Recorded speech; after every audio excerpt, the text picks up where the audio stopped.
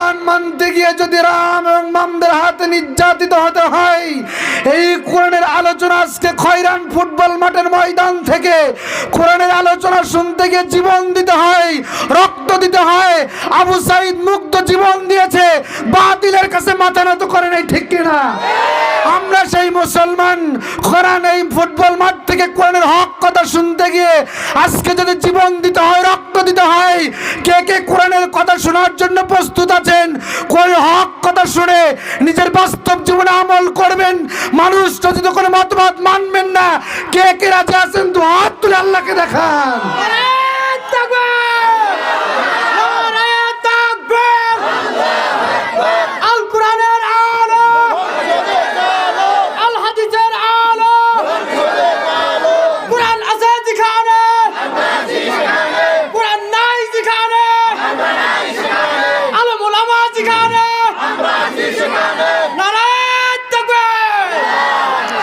আমার ভাই যারা কষ্ট পাচ্ছেন নাকি? সময় কম, আওয়াজ আলোচনা হবে বেশি, ঠিক কিনা? ভূমিকায় সময় নেওয়া হবে না। ইতিপূর্বে সাহাবায়ে কেরামদের দিকে তাকিয়ে দেখুন, প্রায় 16 থেকে 17 বছর আমরা ময়দানে কথা বলতে পারি নাই, ঠিক কিনা?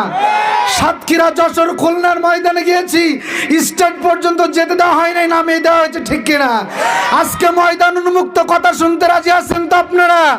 সাহাবায়ে কেরামদের দিকে তাকিয়ে দেখুন, সাহাবায়ে কেরামদের সংখ্যা কিন্তু বেশি ছিল না, ঠিক কিনা? সাহাবাদের সংখ্যা মাত্র 313 জন, কাফেরদের সংখ্যা 1000, ঠিক কিনা?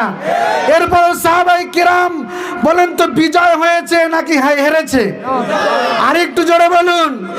বিজয় হওয়ার একটা মাত্র কারণ, একটা উদ্দেশ্য হলো সাহাবায়ে কেরামদের সংখ্যা কম কিন্তু ঈমানি পাওয়ার অনেক বেশি, ঠিক কিনা? ইতিহাস পড়লে পাওয়া যায়, সাহাবায়ে কেরাম যখন যুদ্ধের ময়দানে যেতেন, মাথার পাগড়ি খুলে মাজায় বেঁধে নিয়ে নারে তাকবীর, আল্লাহু আকবার, আল্লাহর নামে তাকবীর স্লোগান দিত। আল্লাহর নামে তাকবীর আওয়াজে কাফেরদের হাতে তরবারি এমনি জমিনে পড়তো, ঠিক কিনা?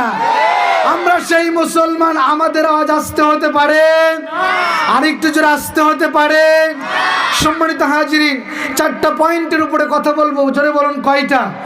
আমি আলোচনা শুরুই করে নাই, কারণ আল্লাহর শুকরিয়া আদায় করেছি, নবীর উপরে দরুদ পড়ার টাইমই হয় নাই, ঠিক কিনা? দরুদ পড়ার দরকার আছে না নাই?